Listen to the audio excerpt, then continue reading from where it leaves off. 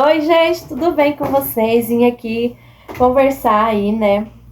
Contar um pouquinho da minha história e que eu decidi, gente, realmente, né? Largar o meu CLT para viver exclusivamente da minha arte, que é o crochê, né, gente? E realmente, gente, dessa vez eu tô focada em fazer essa arte dar certo, gente, ir pra frente, né? E crescer, né, gente, com esse trabalho lindo, artesanal, porque é incrível, né, gente, transformar uma linha em uma peça de crochê, né, para vender, para revender, para amigas crocheteiras aí, né, que querem comprar para revender também, para as amigas lojistas que vendem de tudo um pouquinho também e querem comprar para revender, né, gente. Então, gente, a dica que primeiramente, eu já tenho uma experiência, tá, gente, com o crochê. Já trabalhei por um tempo com essa arte, cheguei a ganhar mais que um salário mínimo há um tempo atrás. Só que, como não tinha apoio tipo, eu fiquei muito focada, né? Fiquei muito focada em fazer crochê, porque eu queria todas as horas fazer crochê e tal. E aí eu não conseguia, gente, dar conta da minha rotina de casa, de crochê, e passava o dia inteiro crochetando. Aí então eu praticamente o trabalho se tornou um vício, né? E eu falei, que não quero mais isso, não. Aí eu falei, vou atrás de um emprego registrado, CLT, né, gente? Aí eu fui atrás do emprego CLT e consegui, né, gente? Consegui um, depois fiquei por um ano, aí fui para outro, né? E aí nesse outro eu fiquei praticamente quase 3 anos, tá, gente? E mais produzindo, sabe? Produzia um pouquinho aqui, um pouquinho ali, pegava uma encomenda aqui, outra encomenda ali, produzindo, sempre produzindo crochê, mas não igual era antes, quando eu levava a sério, né, gente? Aí eu decidi, né, fazer um teste, porque depois de um tempo nesse emprego, eu engravidei, né?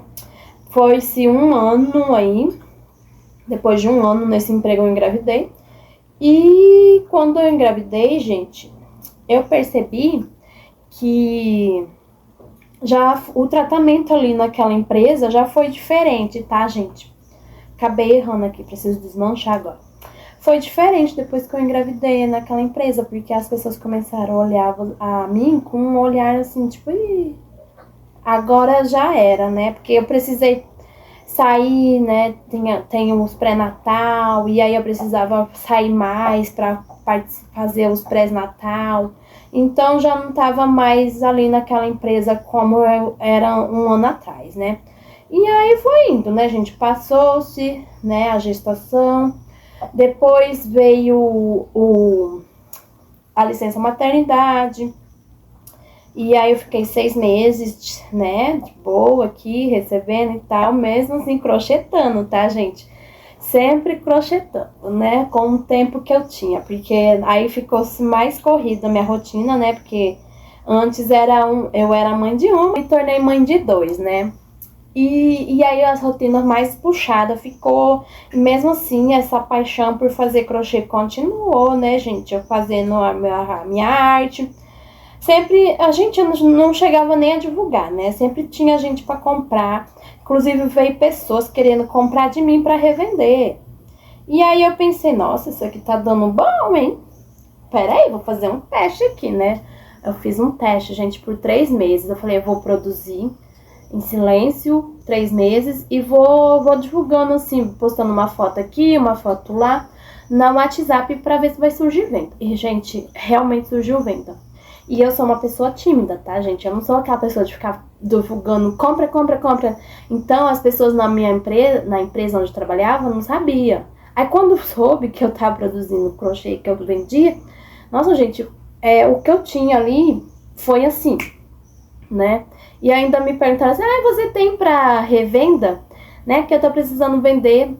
Tem uma amiga lá, que ela tem uma loja, e ela vende de tudo um pouco, e ela amou a peça que eu levei, que eu comprei de tudo por 200 e consegui vender pra ela por 280. Eu falei, o quê? E não é nem o dia que eu ganho lá, né, gente? Eu trabalho lá e não ganho nem isso em um dia. Aí, gente, começou, né? comecei a fazer esse projeto, esse desafio comigo, produzir uma quantidade de crochê por mês, né? Sem aquela pressão que eu tinha antes, porque tinha um CLT para me garantir, e aí era um extra que eu iria fazer com essa parte do crochê, né? E eu vi, gente, no final de 3 meses, né, que eu tava ganhando mais do que eu tava ganhando no registrado. Aí com os desafios, né, da adaptação na escola, do meu bebê, ele começou a ficar 15 dias em casa e 10 dias na escola. Eu precisava ficar em casa também, né? Aí pro CLT, né, gente, pro patrão, quando você pega atestado para ficar em casa, eles já, assim que eles puderem, né, eles querem te mandar embora, né? E aí, nisso eu comecei a pensar. Aí o patrão ameaçou, né, falou, ó, você tá faltando demais, se você continuar faltando assim, vou ter que contratar outro. Aí eu fiquei com medo, né, gente, ainda de sair e viver exclusivamente do meu artesanato, né? E aí, quando o meu bebê começou a ter esses problemas de saúde, que é bronquiolite, asma, essas coisas, por conta do tempo que muda muito aqui nessa região onde eu moro, né? E gente, fica aí, querem café, gente? Aceita café? Um cafezinho, gente. E aí, eu falei assim, agora eu vou ter que aguentar um pouquinho mais aqui, né? Porque eu queria fazer uma graninha, né, gente, também. Antes de decidir sair de vez dali, né?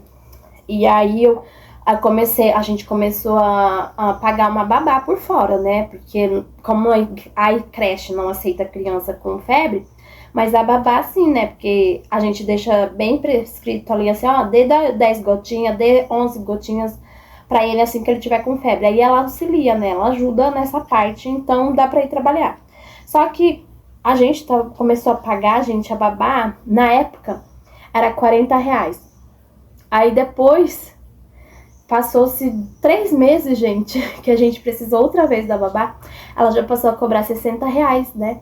E aí, o dia, né? Porque no máximo era 4 horinhas que ele fica lá. E aí eu comecei a fazer as contas, eu e meu marido aqui, falamos assim, nossa, a babá tá ganhando mais do que eu ganho, trabalhando aqui durante 8 horas, né? E tipo, não tinha só o bebê, tem mais a outra menininha, assim, de 8 anos também, né? Aí quando ela ficar em casa, como que ela vai conseguir pagar R$120 o dia pra uma babá olhar 2 crianças, né? Sendo que meu salário ali, meu dia, não chega a isso, né, gente? Pensamos melhor, falamos assim, não, vamos ficar em casa, né? E eu decidi, gente, ficar em casa, né, pra viver dessa arte aqui. E não ficar em casa sem encomenda, né, gente? Já fiquei em casa, já tô com umas 2 ou 3 encomendas pra finalizar. Aí eu tô focando aqui na minha pronta entrega, né, pra mim voltar com tudo, né, pra não ter aquele burnout que eu tive anteriormente, né, da questão de produzir demais e ficar estressada com isso. E, gente, mais um cafezinho, gente, por favor. Aí, né, gente, nisso tudo, tô aqui, gente, produzindo. E realmente, né, esperei vir um 10º aí, recebi o 10º, já investi, né, gente, também, porque já investi uma quantidade significativa, né, pra ter um estoque de barbantes aqui pra conseguir produzir, até porque eu vou trabalhar pronta entrega, né. Se surgir encomenda, eu vou aceitar por enquanto, né, até eu conseguir ter o estoque de entregas bem grande aqui, né. Que aí depois que eu conseguir esse estoque de entrega, né, eu não vou aceitar a encomenda, por quê? Porque eu vou produzir aquilo que eu quero, tá? Pra não ter o burnout, que nem eu tive anteriormente, tá, gente? Mas é sobre isso, tá, gente? Assim que decidi ficar em casa, né, primeiramente porque não tava mais compensando trabalhar fora, porque com 2 crianças, né, nessa atualidade agora, eu tava pagando pra trabalhar, né, gente? Porque eu teria que pagar a babá, 120 para 2 crianças. Aí tem que pagar a van escolar pra levar. Aí tem que pagar mais o transporte, né, gente? Pra tá saindo daqui pra ir trabalhar. Então, gente, é melhor focar, né, nessa parte do empreendedorismo, né? Pra conseguir, né, gente, sobreviver aí, né, e crescer cada vez mais, aprender também, porque eu aprendo muito com as meninas aqui, né. É tão bom essa comunidade do crochê, a comunidade do empreendedorismo, sabe? Sentir, ver que não é só você que passa por aquelas dores, por aqueles medos e por desafios, né, também, para quem tá começando aí, um novo empreendimento, quem tá recomeçando. E, gente, isso é incrível, tá? Quando você finaliza, surge vendas assim, tão ligeiro. E não tem por que ter medo diante disso, né, gente? Faz um cafezinho, pô. Aí, então, gente, foi essa questão, né? Que não tava mais valendo a pena, compensando trabalhar. Tá pagando pra trabalhar. E segundo, gente, foi que eu me preparei também, tá, gente? Eu fiz um desafio comigo mesma, se eu iria conseguir produzir durante 3 meses a quantidade que eu conseguiria receber no trabalho todos os dias, né? E também eu esperei aí, esse final de ano, 10º, né? Completar os 3 anos de trabalho para poder receber a rescisão tudo certinho, né, gente? Também para ter a garantia aí por uns 3 a 6 meses, né, gente, com essa aí. Porque agora não é mais eu, mais pessoas aqui dependentes, né? Aqui na minha casa são 4 pessoas e o custo de vida aqui é um pouco mais alto. Tanto é que as minhas peças aqui, né, são um valor mais agregado.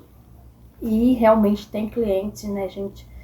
Tem pessoas, né, dispostas a pagar esses valores que a gente propõe nas nossas peças e ainda ficam muito felizes e satisfeitas, né? E eu fico feliz porque eu tô decorando, a casa da pessoa, né? E a pessoa tá me ajudando. Então isso é incrível, tá, gente? Não tenho vergonha, né? E, gente, uma coisa também que eu posso dizer pra vocês é assim, depois que você aprende a vender, não tem pra ninguém, tá, gente?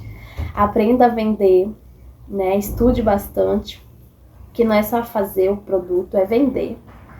E também, gente, eu sei que é mais complicado essa questão de você ter autonomia para dirigir, tá, gente? Vocês conseguirem tirar carta.